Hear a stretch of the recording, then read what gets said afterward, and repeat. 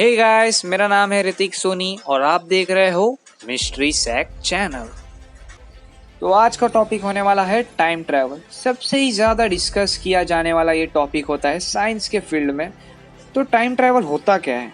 Time travel एक ऐसा concept है जहाँ पे दो सर्टेन पॉइंट्स के बीच में ट्रैवल किया जाता है किसी ऑब्जेक्ट के द्वारा।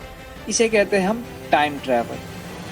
टाइम ट्रैवल अब तक सिर्फ हमारी एक कल्पना थी, बट आने वाले समय में ये एक हकीकत में भी बदल सकता है, बिकॉज किसी को भी नहीं पता, वो फ्यूचर है। कोलंबिया की यूनिवर्सिटी में जो फिजिक्स और मैथ्स के प्रोफेसर है और जिन्होंने वर्ल्ड साइंस फेस्टिवल के जो को फाउंडर है जिनका नाम है ब्रायन ग्रीनी, उनका कहना ये भी है कि टाइम ट्रेवल दो तरीके के होते हैं और दोनों ही एक दूसरे से काफ़ी अलग होते हैं। उन्होंने ये तक कहा है कि भविष्य के लिए टाइम ट्रेवल बिल्कुल ही पॉसिबल है।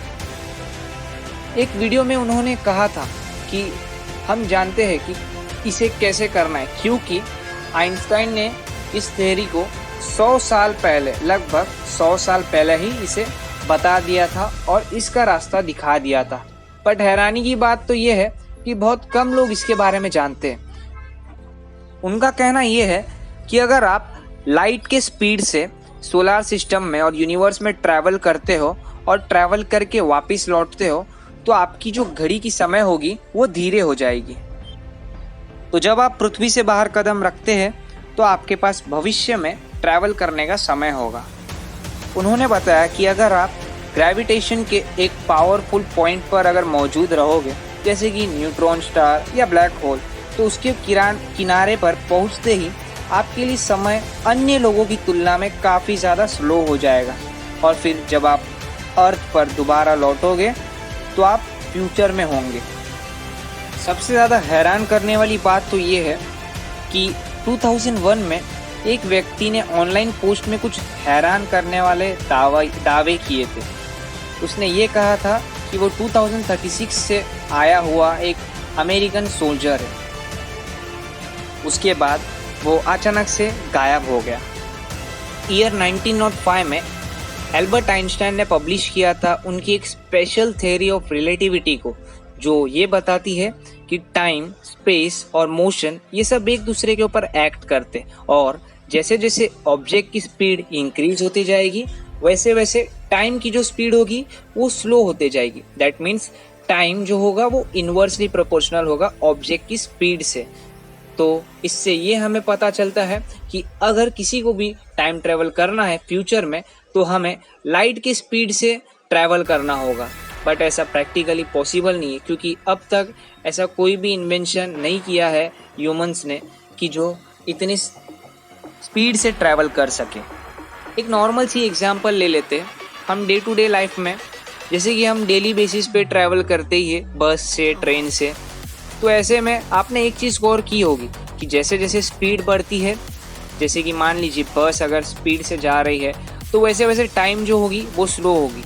मान लीजिए एग्जाम्पल के तौर पे अगर आपको कहीं पे जाना है और वहाँ पे अगर आप पैदल चल के जाओगे तो आपको लग जाएंगे आधे घंटे, दैट मीन्स 30 मिनट्स। बट वही अगर आप बस से जाओगे या ट्रेन से जाओगे तो आपको मैक्सिमम 10 to 15 मिनट्स लगेंगे पहुंचने में। तो इससे हमें ये पता चलता है कि जैसे जैसे ऑब्जेक्ट की स्पीड बढ़ेगी वैसे वैसे टाइम जो है वो डिक्रीज हो जाएगा और वो स्लो डाउन हो जाएगा। तो ये हो गया फ्यूचर में ट्रैवल करने के बारे में। अब बात करते हैं time travel to the past. Time travel past में कैसे किया जाता है? टाइम ट्रैवल अगर हमें पास्ट में करना है तो वो वर्म होल के द्वारा हो सकता है। अब आप सोचते होंगे कि ये वर्म होल क्या है, तो ये बिल्कुल एक नया कंसेप्ट नहीं है, ये भी एक पुराना ही कंसेप्ट है। तो सीधी भाषा में अगर बताया जाए तो वर्म होल एक छोटा सा रास्ता होता है जो दो जगहों को जोड़ता है। और ये तो जो दो जगह होते हैं ये कोई नज़दीक की जगह नहीं होती है, बल्कि ये उन दो जगहों को जोड़ता है जो काफ़ी ज़्यादा दूर, लाखों प्रकाश वर्ष दूर होती है, यानी बहुत ज़्यादा लाइट ईयर्स दूर की जो जगह होती है उन दो जगहों को ये वर्म होल जोड़ने का काम करता है। और उनके बीच में जो टनल होती है उसे हम कहते हैं वर्म होल। और इस वर्म होल के द्वारा हम टाइम ट्रैवल भी कर सकते हैं। जी बिल्कुल, आपने सही सुना, वर्म होल के द्वारा हम टाइम ट्रैवल कर सकते हैं पास्ट में।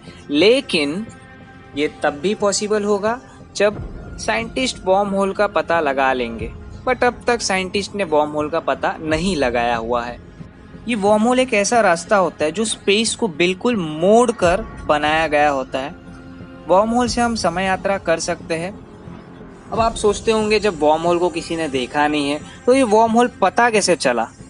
तो मैं आपको बता देता हूँ। 1935 में ये दो साइंटिस्ट के द्वारा पता लगाया गया था। एक इमेजिनेशन है ये। और ये जो दो साइंटिस्ट का नाम था, इनका नाम था एल्बर्ट आइंस्टाइन और नाथर हेसन।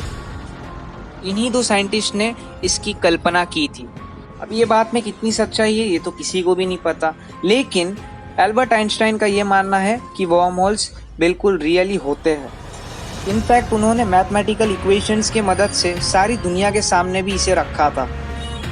तो जैसा कि आपने जाना कि वॉर्म होल एक रास्ता है जहाँ से हम कई करोड़ों वर्ष प्रकाश दूरी से भी हम कुछ मिनटों में कर सकते हैं। अगर वॉर्म होल का पता चल जाए तो हम with in fraction of seconds में एक प्लैनेट से दूसरे प्लैनेट पर भी जा सकते हैं। पर एक चिंता भरी बात यह है कि अगर हमें वॉर्म होल का पता चल भी जाए तो भी हमें एंटी मैटर की ज़रूरत होगी। अब आप सोचते होंगे ये एंटी मैटर क्या है? फिर एक नया कंसेप्ट। जिस तरीके से मैटर में प्रोटॉन, इलेक्ट्रॉन एंड न्यूट्रॉन्स होते हैं, ठीक उसी प्रकार से एंटी मैटर में एंटी प्रोटॉन, पॉजिट्रॉन्स और एंटी न्यूट्रॉन होते हैं। तो ये सब मिलाकर एंटी मैटर बनाया गया जाता है। आपको बता देता हूँ, 1 मिलीग्राम एंटी मैटर को बनाने में $250 लाख लगते हैं। यानी आप सोच सकते हो कि कितना ही ज़्यादा ये प्रीशियस होता है। सोचिए, 1 मिलीग्राम एंटी मैटर बनाने के लिए $250 लाख लगते हैं। तो इस तरीके से हम time travel to the future और time travel to the past कर सकते हैं। तो आप लोगों की क्या राय है टाइम ट्रैवल के बारे में? आप ज़रूर कमेंट बॉक्स में लिख दीजिएगा। तो ये सब था explanation all about time travel. तब तक के लिए thank you so much and do subscribe my channel. And हाँ, शेयर ज़रूर कर दीजिएगा और एक लाइक ज़रूर कर दीजिएगा अगर आपको वीडियो पसंद आया।